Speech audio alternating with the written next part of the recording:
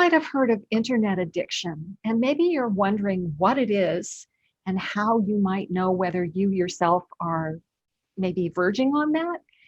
And it's important because we know that repetitive strain injury is overuse. So if you're overusing because you're addicted to something, that compounds the problems of repetitive strain injury.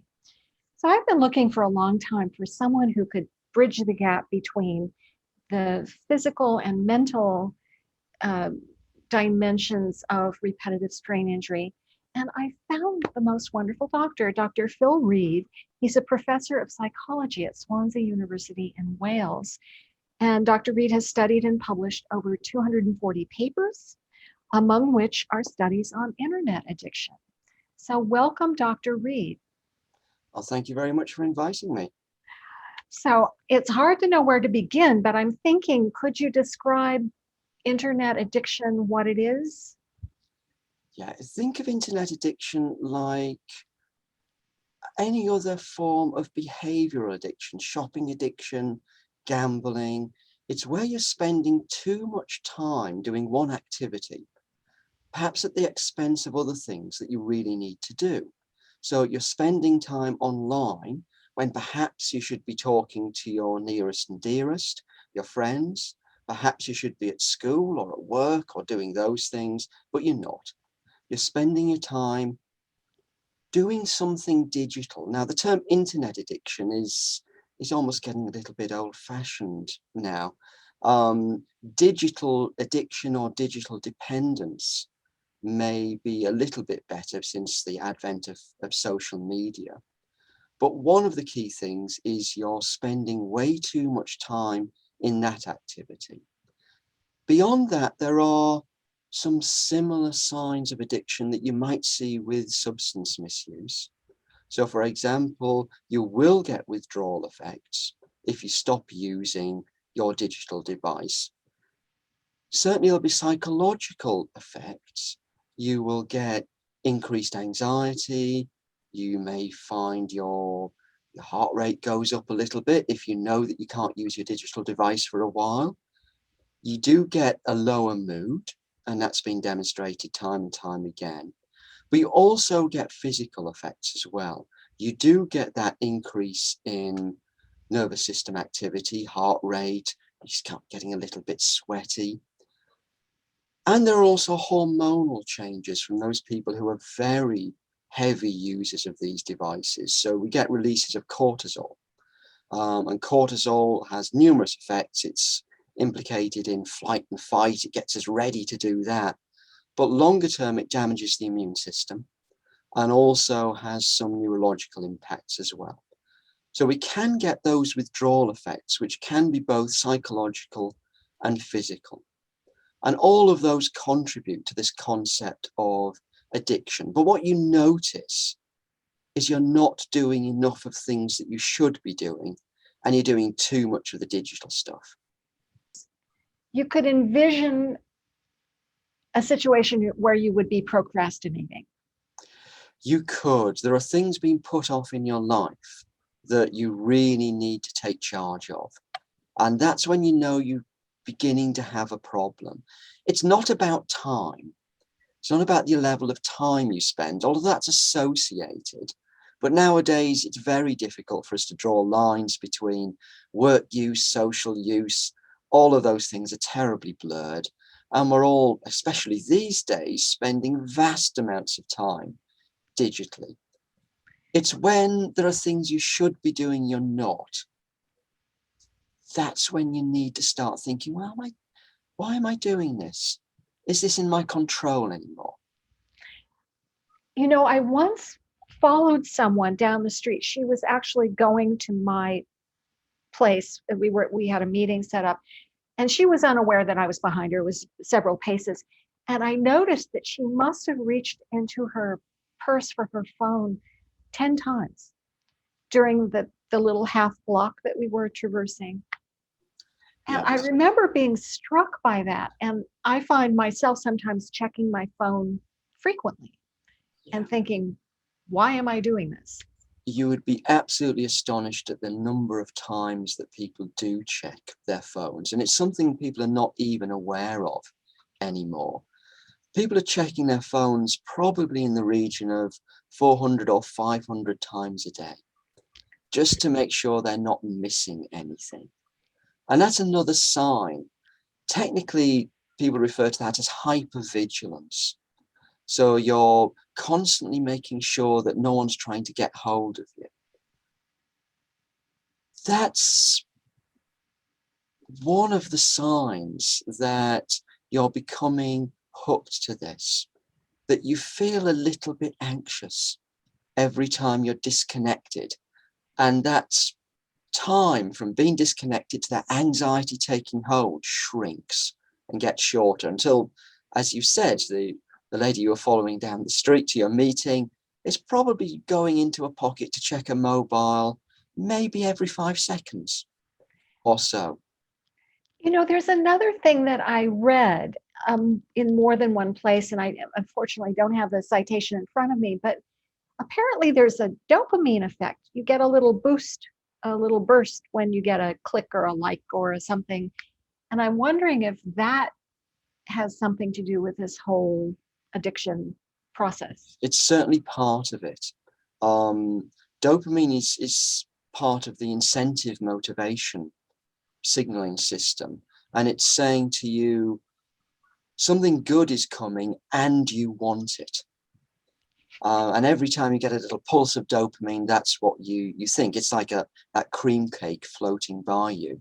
You say something good is coming and you want it. Of course, you have to want it to have the dopamine kick in there. If you're avoidant of cream cakes, then you won't get it. Unlikely, I know.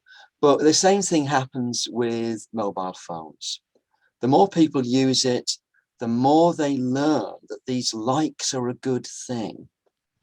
And the more they start to, if you like, condition your use. You become rather like a rat in a conditioning chamber where you're pressing the lever for food. Now you're just sending posts to get those likes. And that's what's controlling your behavior.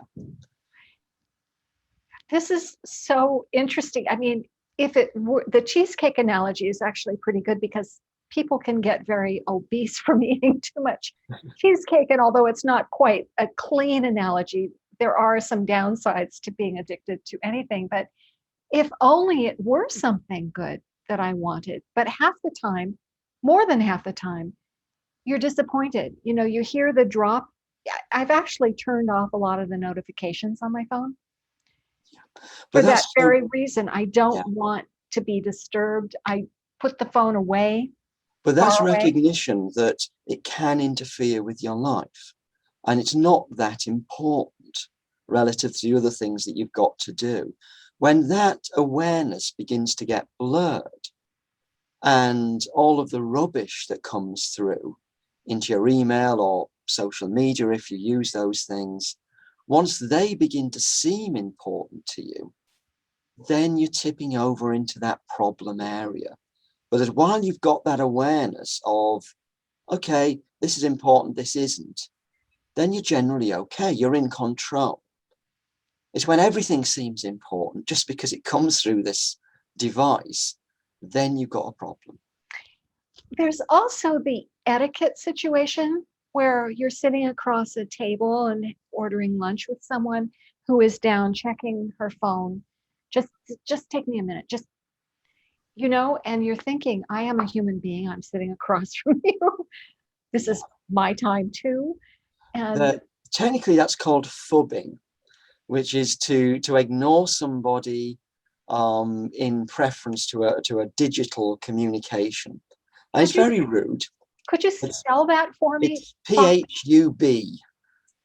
P-H-U-B, phubbing. Phubbing. Phubbing. Yes, it's ignoring somebody who is physically present to go and respond to your mobile phone. And there was a campaign started in Australia about 3 years ago to stop people phubbing and to bring people back to the realization that if you're talking to someone face to face in the street and somebody walks by, you wouldn't just interrupt and cut that person you started talking to dead. to talk to the other one. You wouldn't say, oh, this person's much more important than you. I'll go and talk to them instead. That would just be rude. But with Yes, social well, media, those rules don't seem to have been applied. well, you see, ladies and gentlemen, why we always have such interesting conversations. You just learned a new word, phubbing. I will print it out for you so that you can spell it for yourself and use it for yourself and remind your friends of good manners. We learn something new every day here. Dr. Reed, if someone is feeling like they might be edging toward or just wants to prevent themselves from becoming too enmeshed in this, um, maybe some things that you can do, or another question would be, and it's actually two questions, when you should see someone maybe professionally to help you. Yeah. At the moment, there isn't a clinically diagnosable disorder related to social media use. So certainly in the UK, it's not covered with the National Health Service. In the US, it would be very difficult to get health insurance coverage to cover those bills. So clearly, you have a little bit of a decision there to make if you're going to seek help. If you would seek help for the same type of level of disruption from, say, shopping or from gambling, so if you did either of those types of activities and they were heavily interfering with your life, you would seek help around the same time as you would seek professional help from social media addiction. And that will differ from person to person. But there are things we can do for ourselves.